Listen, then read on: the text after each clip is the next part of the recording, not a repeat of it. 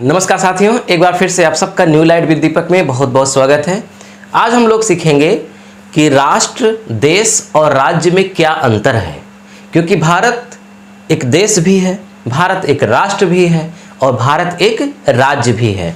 तो आखिर इन तीनों शब्द में मुख्य अंतर क्या है, हम लोग इसे अच्छे से देखेंगे। तो सबसे पहले समझते हैं कि देश क्या होता है। देश के बाद समझेंगे राष्ट्र और राष्ट्र के बाद समझेंगे राज्य। देश एक भौगोलिक इकाई है, राष्ट्र एक सांस्कृतिक इकाई है और राज्य एक राजनैतिक इकाई है। इसका मतलब क्या हुआ? इसका मतलब यह हुआ कि जो देश होता है वो विभिन्न सीमाओं से घिरा हुआ होता है। जैसे मान लीजिए ये ए नाम का देश है, ये बी नाम का देश है, तो इसकी जो सीमा है, जैसे कि पहाड़ है, नदी है, झील है, झरना है, भौगोलिक चिन्ह इसका अलग है और इसका कुछ भौगोलिक चिन्ह अलग है। तो भौगोलिक चिन्हों के आधार पर जब इन दोनों देशों को अलग अलग बांट दिया गया तो ये कहा जाएगा कि ये अलग देश है और ये अलग देश है, अर्थात देश एक भौगोलिक इकाई है, यानी भूगोल के आधार पर एक छोटी सी यूनिट है। बात समझ में आ रही है?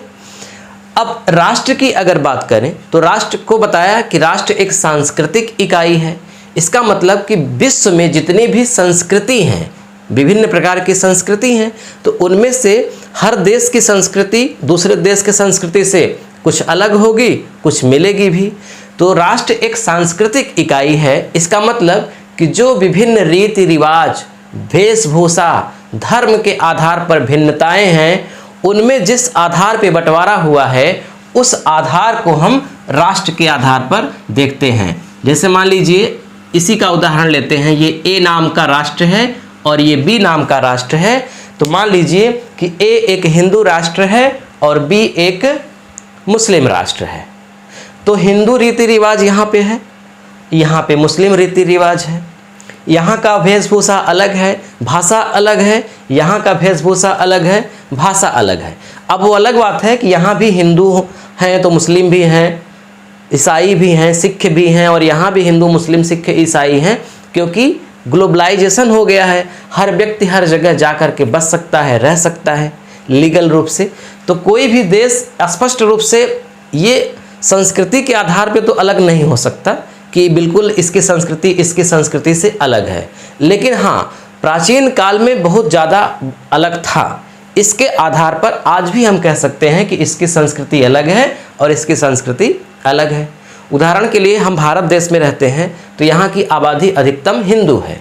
तो इसका मतलब कि जब हम किसी शादी विवाह में जाएंगे तो वहाँ हमको हिंदू रीति रिवाज ज़्यादा देखना पड़ेगा। पाकिस्तान में जाएंगे तो वहाँ मुस्लिम आबादी ज़्यादा है, तो वहाँ जब हम किसी भी शादी विवाह में जाएंगे तो वहाँ हमको मुस्लिम रीति रिवाज ज़्यादा दिखेगा। हालांकि हिंदू में जाएंगे तो हिंदू रीति रिवाज दिखेगा, लेकिन ज़्यादा मुस्लिम रीति रिवाज, यहाँ ज़्यादा हिंदू रीति रिवाज। तो इस आधार पे हम कह सकते हैं कि ये ए देश बी देश से अलग हुआ है। तो राष्ट्र क्या है? एक सांस्कृतिक इकाई है, सांस्कृतिक बंटवारा है। राज्य, राज्य को आमतौर पर आप सुनते हैं कि उत्तर प्रदेश राज्य, मध्य प्रदेश राज्य, बिहार राज्य, इस तरह एक छवि बनी है। लेकिन राज्य देश को भी कहते हैं। जैसे मान लीजिए ये एक विश्व है, इस विश्व में 4 देश हैं, ए बी सी डी। तो ए देश की राजधानी होगी कोई, बी की भी राजधानी होगी, डी की भी और सी की भी, हर देश की राजधानी होगी। तो जिस देश की राजधानी है इसका मतलब ये हुआ कि वो एक राज्य भी है, क्योंकि राज्य की ही राजधानी होती है। जैसे भारत की राजधानी दिल्ली, पाकिस्तान की राजधानी इस्लामाबाद। तो इसका मतलब पूरे देश के, पूरे विश्व के आधार पर भारत एक राज्य है, पाकिस्तान एक राज्य है, अमेरिका एक राज्य है, न्यूजीलैंड एक राज्य है। तो राज्य एक राजनैतिक इकाई है। इसका मतलब कि यहाँ का लोकतांत्रिक शासन है, हो सकता है यहाँ का राजतांत्रिक शासन हो, यहाँ जनता द्वारा चुनाव होता है राजा का, हो सकता है यहाँ जनता के द्वारा राजा का चुनाव न होता हो।